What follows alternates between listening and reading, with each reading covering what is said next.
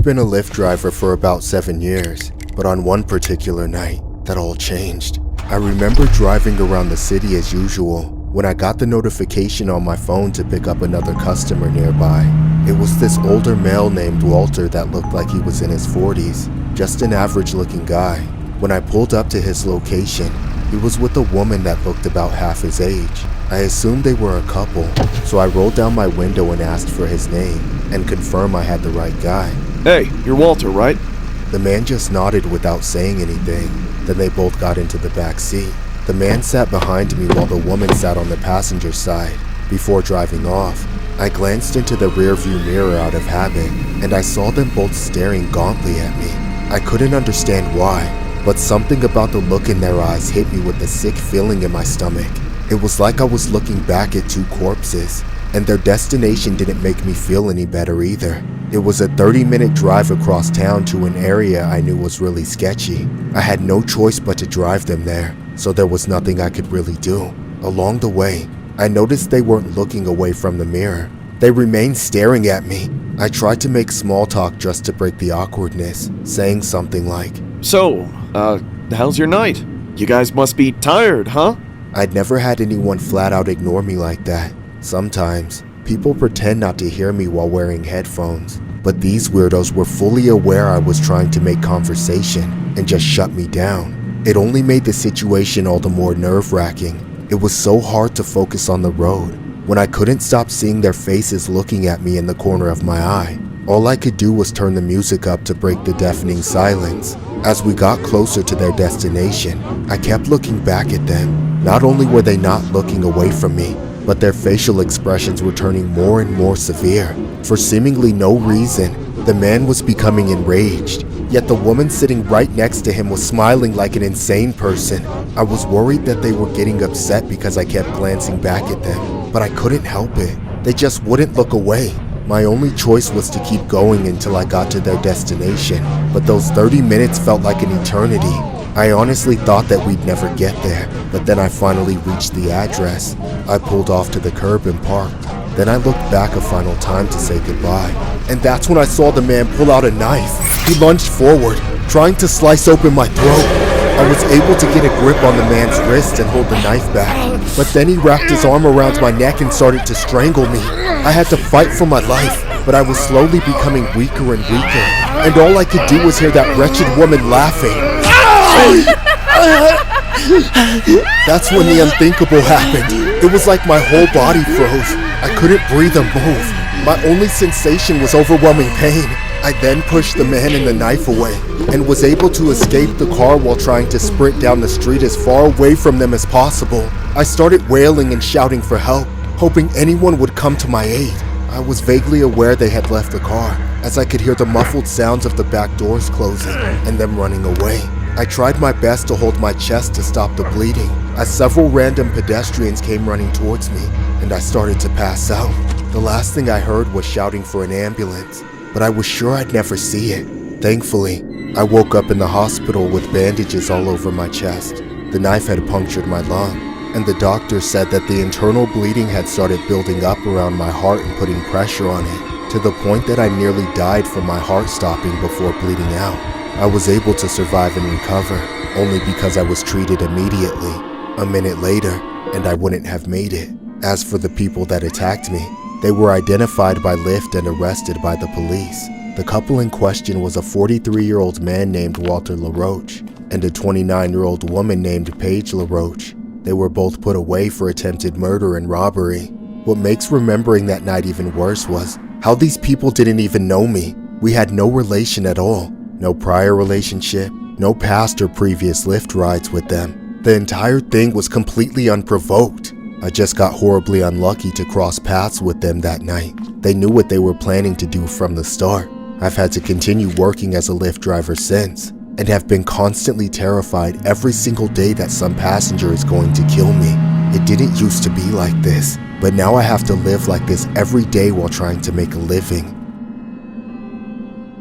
This story was inspired by a very creepy, bizarre incident regarding a 43-year-old man and a 29-year-old woman who was accused of stabbing a Lyft driver in North Central Edmonton. On Tuesday, November 5th, 2024, At approximately 9:45 p.m., police responded to reports of an injured male.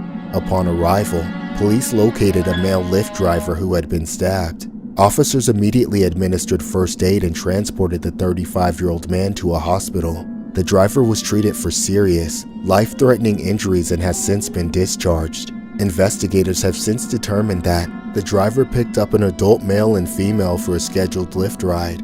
Upon arrival at their intended destination, the male passenger stabbed the driver. The driver was able to escape the vehicle and sought assistance from bystanders, who then called 911. Both suspects then fled in the vehicle, abandoning it nearby moments later and fleeing on foot. With assistance of Lyft, detectives identified the suspects and took them into custody. Walter LaRoche, 43, and Paige LaRoche, 29, were both arrested and charged with attempted murder and robbery. Walter LaRoche is facing the additional charge of possession of a weapon. But what makes this case all the more disturbing was how the suspects and Lyft driver were not known to one another, making this violent attack completely unprovoked.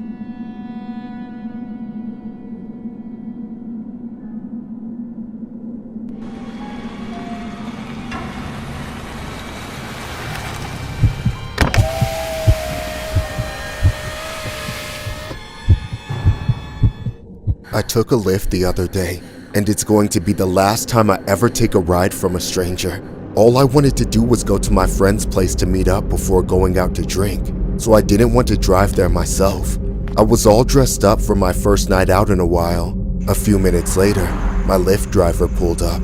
I went around the back of his car to check the license plate as the usual safety protocol, and it matched. It was just being driven by someone I knew was going to be a creep, because when I got in the car, the guy immediately gave me the chills. The guy looked older, balding, and just gave me bad vibes overall.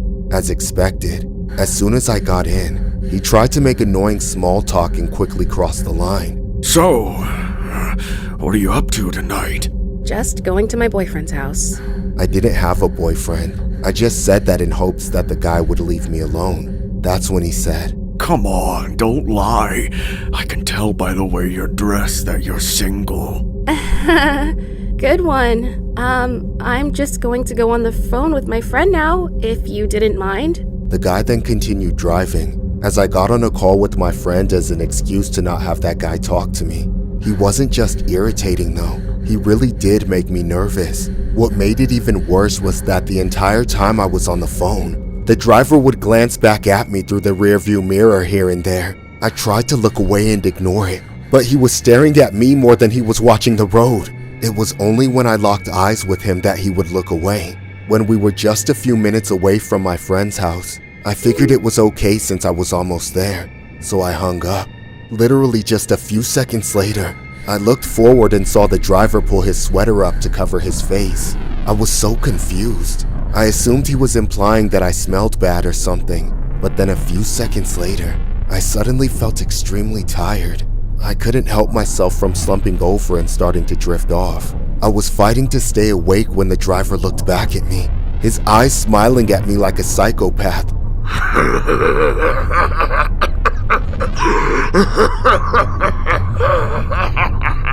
As he laughed, the car started filling with smoke. Something in the front seat was spewing gas into the air. I tried to hold my breath, but it got to me so fast that I got the slightest breath of it. My body instantly went limp, and I started losing consciousness. Everything in my head was telling me that if I didn't get out of this car, I was going to be kidnapped, tortured, and trafficked to be used for the rest of my life. The car was completely full of smoke, and all I could do was hear the driver talking. I couldn't understand what he was saying, but I knew it was about what he was going to do with me. He sounded so evil. For a moment, I thought it was all over. The little bit of air I had in my lungs was almost gone. In a few seconds, I was hyperventilating, fighting for my life as the man zoomed down the road like a maniac. Miraculously, I felt the car stop. Something was telling me to look up. We were stopped at a red light. I knew this was my last chance. I struggled to unbuckle my seatbelt as the driver tried to reach back and grab me. That's when I was able to get my seatbelt off and get out of the car in the nick of time. I began sprinting down the street screaming for help at every pedestrian I saw. The driver saw all the people witnessing what was happening, and immediately sped off. People came to help me, but thankfully, I had already saved myself. The cops were called, and I was transported to a hospital. As soon as I was able to, I reported the driver to Lyft, screenshotting all of his information and sending it in. Now, all I could hope is that the police are able to find this guy. Ever since this event, I've been terrified to use the rideshare apps like Lyft and Uber. This story was inspired by an extremely disturbing incident regarding a California woman who was able to miraculously escape an alleged kidnapping attempt by a Lyft driver in Nashville. The police report states that officers responded to a call after a report of an attempted kidnapping that occurred on January 15. The victim said she was in a Lyft downtown, and during the ride, when the driver put a sweatshirt over his mouth and nose to cover himself, that's when the victim said she saw a gas-like substance come out of a cup holder. The victim said that she wasn't able to talk after smelling some of the gas, and that the driver kept watching her in the mirror of the car. She told investigators that she felt like she was going to pass out. That's when she held her breath, opened the car door, and took off running to a nearby hotel where she waited for a friend to pick her up. The victim said that she called Lyft to report the driver. She also said that the driver was using a silver SUV, but she didn't know the make or model of the car. Police have since been working with Lyft to attempt to identify the driver.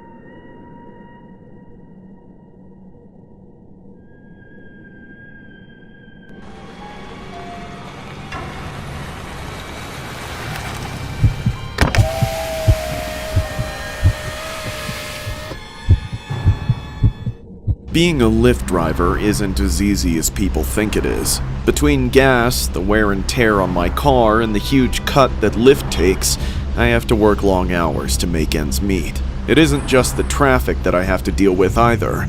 Depending on the area I end up in and the time of day, I pick up every sort of person.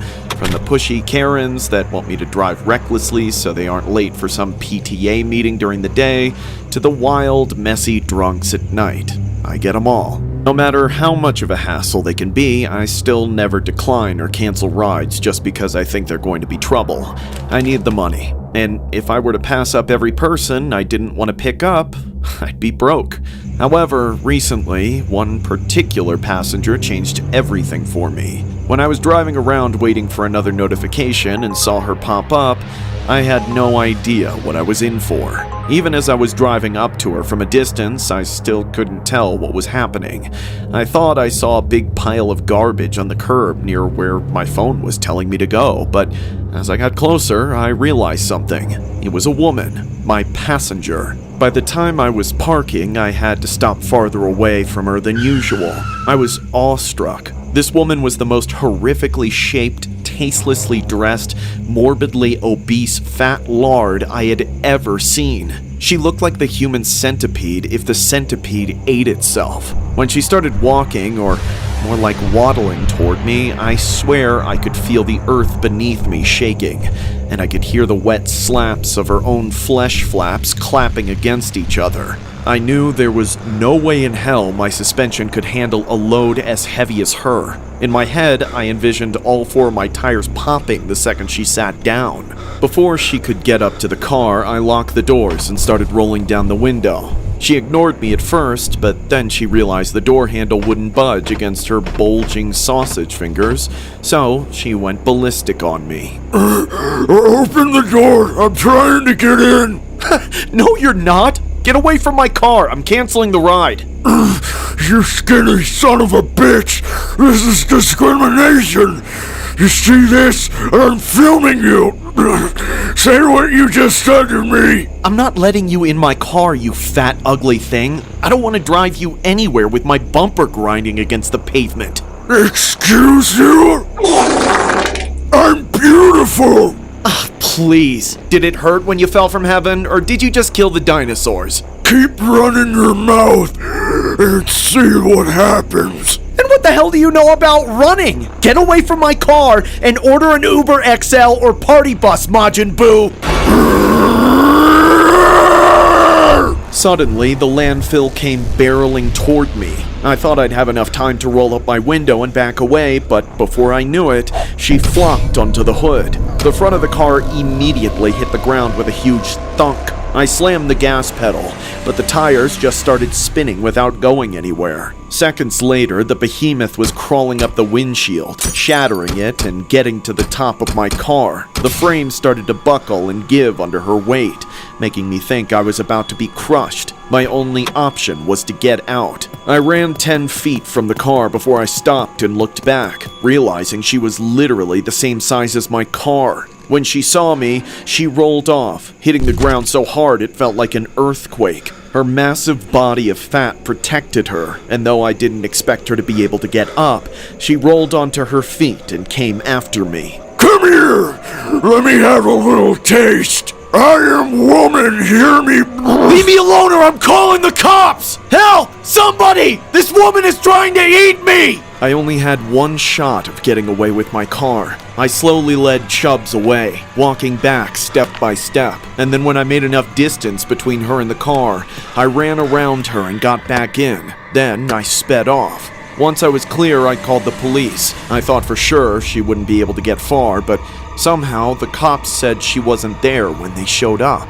Maybe she hitched a ride in the back of a semi-truck. That video she posted, which conveniently ended the moment she started trying to kill me, got posted to the internet and went viral. Apparently, she's some kind of rapper, but the only rapping she's familiar with is the kind around candy and cheeseburgers. It's been several weeks since this incident, and every day the drastic effects it's had on my life just become more apparent. I'm struggling to support my family, and I've repeated nightmares about being crushed under the cataclysmic weight of that horrible woman.